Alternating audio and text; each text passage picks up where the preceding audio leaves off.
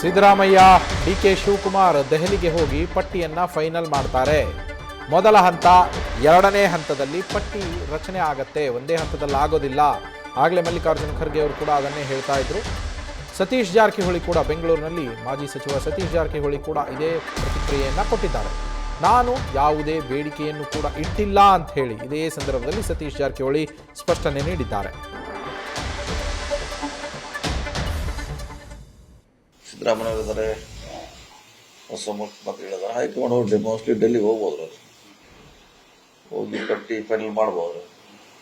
ಯಾರಿಗೂ ಫಸ್ಟ್ ಹಂತದಲ್ಲಿ ಮೊದಲನೇ ಹಂತ, ಎರಡನೇ ಹಂತ, ಮೋಸ್ಟ್ಲಿ 2 ಹಂತ ಆಗಿ ಆಗುತ್ತೆ. ಎಲ್ಲರಿಗೂ ಒಂದೇ ಸರಿ ಕೊಡೋದು ಕಷ್ಟ.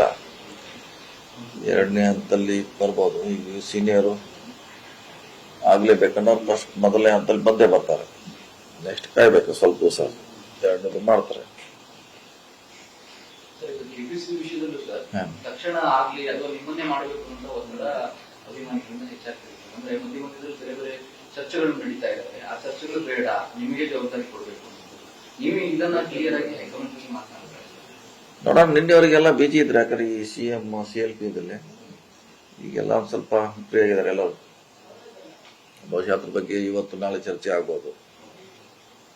ಚರ್ಚೆ ಆಗಿ ಒಂದು ಹಂತಕ್ಕೆ ಬರಲೇಬೇಕು, ಅಂತಿಮವಾಗಿ ಬರ್ತಾರೆ.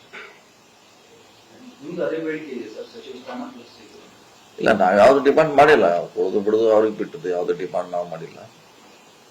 ಸೊ ಚರ್ಚೆ ಪ್ರಾರಂಭ ಆಗಿಲ್ಲ ಇನ್ನು. ಇವತ್ತಿಂದ ಆಗ್ಬೋದು, ಯಾಕಂದ್ರೆ ನಿನ್ನೆವರೆಗೆ ಬೇರೆ ಇತ್ತು. ಇವತ್ತಿಂದ ಬಹುಶಃ ಮಾಡ್ತಾರೆ. ಇವತ್ತಿಂದ ಕೇಳೋಣ, ಅವ್ರೇನು ವರಿಷ್ಠರು ಮಾತಾಡ್ತಾರೆ, ವೇಟ್ ಮಾಡೋಣ.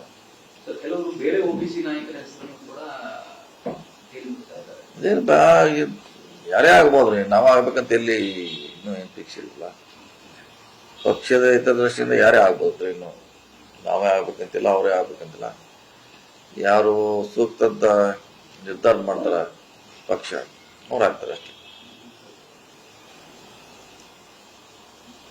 ಸಿದ್ದರಾಮಯ್ಯ ಅವ್ರನ್ನ ಅವರು ಪವರ್ ಶಿಫ್ಟ್ ಮಾಡಿದ್ರು, ವಿರೋಧ ಪಕ್ಷಗಳಿಗೆ ಅವ್ರ ಆಂಗಲ್ ಅಂದ್ರೆ ಕೇಳಿದ್ರೆ ಇಡೀ ದೇಶದಲ್ಲೇ ಅದು ಇತ್ತು, ಬರೀ ಕರ್ನಾಟಕ ಸೀಮಿತವಾಗಿರಲಿಲ್ಲ. ಕರ್ನಾಟಕದಲ್ಲಿ ಏನೋ ಆಗುತ್ತೆ, ಗೊಂದಲ ಆಗ್ತದ.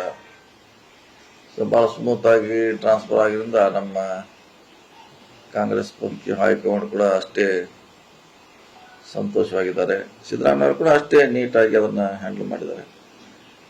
ಸೊ ಯಾವುದೇ ಗೊಂದಲ ಇಲ್ಲದೆ ತೆರೆ ಬಿದ್ದಿದೆ. ಸೊ ಇದೊಂದು ಪಕ್ಷದಲ್ಲಿ ಶಿಸ್ತಿದೆ, ಒಂದು ಡಿಸಿಪ್ಲಿನ್ ಇದೆ ಅಂತ ತೋರಿಸುವಂತ ಪ್ರಯತ್ನ ಆಗಿದೆ.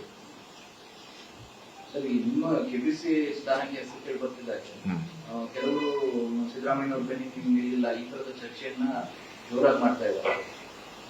ಅದು ಮಾಡ್ತಾರೆ, ಏನ್ ಮಾಡ್ತಾರೆ, ಎಡ್ಯೂಸ್ ಮಾಡೋರು ಏನ್ ಮಾಡೋರು, ಏನ್ ಬೇಸ್ಲೆಸ್ ಅದು. ಏನು ಅದರ ಇದೆ, ಏನು ಸೈನ್ ಮಾಡಿದೆ, ಲೆಟರ್ ಇದೆ ಯಾರ್ದ? ನೀವು ಯಾರೋ XYZ ಎಲ್ಲೋ ಒಂದ್ ಮೂಲೆಯಲ್ಲಿ ಕೂತ್ ಹಾಕಿದ ಅವ್ನಿಗೆ ಇಷ್ಟ ಪ್ರಾಮುಖ್ಯತೆ ಕೊಡೋದು ಅವಶ್ಯಕತೆ ಇಲ್ಲ. ಅದು 30 7 ಹೆಂಗೆ ಹೇಳಿದವನು. ಮತ್ತ ಅವ್ರು ಯಾರು ಅಷ್ಟು ಪ್ರಬಲ ಇದಾರ? 37 ಜನ ಯಾರು ಸಹಿ ಮಾಡಿದಾರ? ಸುಮ್ಮನೆ ಅವನ ಹಾಕಿದಾನೆ. ಅದ್ರ ಹಿಂದೆ ಯಾವುದೋ ಒಂದು ಕಾಣದ ಕೈಗಳು ಸ್ವಲ್ಪ ಅದನ್ನ ಪುಷ್ ಮಾಡ್ತಾ ಇದೆ. ನಮ್ಮಲ್ಲಿ ಗೊಂದಲ ಹೊಡಿಸ್ಲಿಕ್ಕೆ ಅದೇ ಗೊಂದಲ ಆಗೋಲ್ಲ. ರಿಯಾಲಿಟಿ ಎಲ್ಲರಿಗೂ ಗೊತ್ತಿದ್ದೇ ಇದೆ. ತೆರೆದ ಪುಸ್ತಕ ಕನ್ನಡಿ ತರ ಯಾವ ರೀತಿ ಸಿದ್ದರಾಮಯ್ಯ ಅವರು ರಾಜೀನಾಮೆ ಕೊಟ್ಟರು, ಕಾರಣಗಳೇನು,